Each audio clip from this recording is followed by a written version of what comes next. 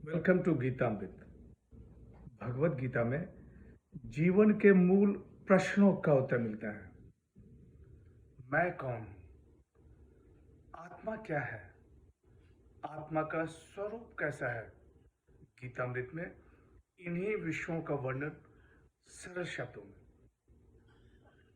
Gita is eternal science and researching Gita we get अमृत। अहम ब्रह्मास्मि, मैं आत्मा हूं। पिछले सेशन में चर्चा की थी अध्याय 11 श्लोक 45 एवं 46।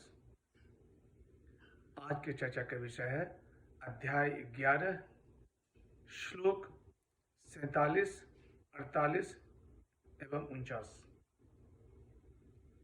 अध्याय 11 विश्व रूप दर्शन योग, vision of the cosmic form. श्लोक 47।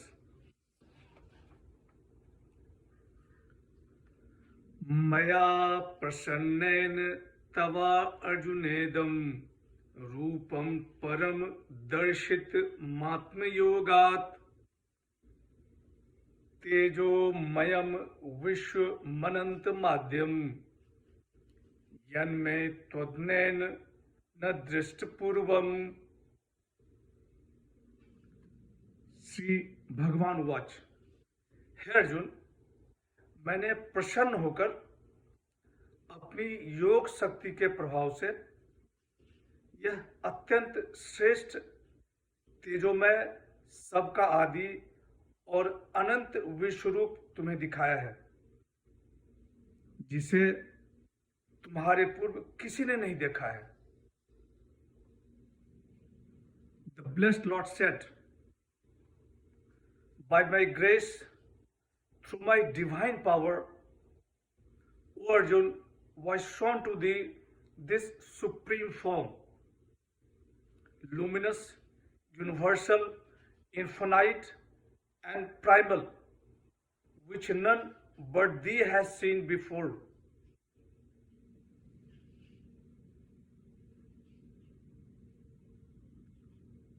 पिछले सेशन में अर्जुन विश्व रूप देखने के बाद हर्षित होता है, परंतु भयभीत भी होता है, और वह भगवान श्री कृष्ण से चतुर्भुज रूप दिखाने की प्रार्थना करता है।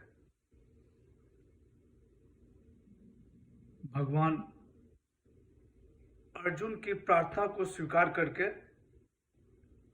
कहते हैं कि हे अर्जुन, मैंने प्रसन्न होकर अपनी योग शक्ति के प्रभाव से यह अत्यंत श्रेष्ठ तेजोमय सबका आदि और अनंत विश्वरूप तुम्हें दिखाया है, जिसे तुम्हारे पूर्व किसी ने नहीं देखा है। श्लोक 48।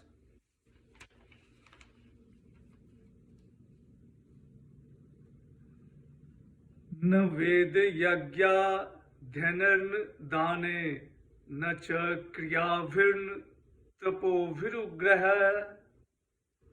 एवं रूपः शक्य अहम निर्लोके द्रष्टुम त्वज्ञेन कुरु प्रवीर। श्री भगवान वाच, हे कुरुप्रवीर, मनुष्य लोक में इस प्रकार के विश्व रूप वाला मैं न वेदों के पढ़ने से, न यज्ञों से, न दान से और न मात्र क्रियाओं से तुम्हारे सिवाय और किसी के द्वारा देखा जा सकता हूं। Neither by the Vedas, nor by the sacrifices, nor by ceremonial rites, nor by severe austerities can I with this form be seen in the world of men by any one else thee, O Arjun।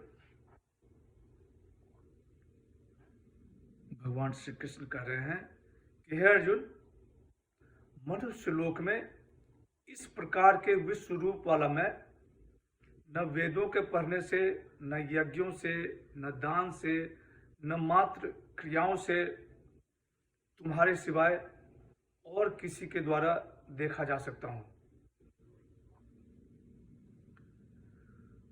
विश्व रूप दर्शन के लिए भगवान की कृपा के सिवाय दूसरा कोई साधन नहीं है। वेद, यज्ञ, दान, तप, ये सब अंतःकरण की शुद्धि का साधन है। यह भक्ति में सहायक सिद्ध होता है, भगवान से अनुराग पैदा करता है, ईश्वर से स्नेह बढ़ाता है। मानो भगवान श्री कृष्ण अर्जुन से कह रहे हैं कि हे अर्जुन, विश्वरूप दर्शन के लिए तुम्हारी ऐसी भक्ति चाहिए। भक्ति से मैं प्रसन्न होता हूं, प्रसन्न होने से मेरी कृपा होती है, मेरी कृपा से विश्वरूप दर्शन संभव है। अर्जुन को श्रेष्ठ धनुर्धर कहा गया है। अर्जुन को अनुराग भी कहा गया है। सब ओर से चित्त समेटकर ईश्वर पर चित्त को केंद्रित करना ही अनुराग है। श्लोक 49।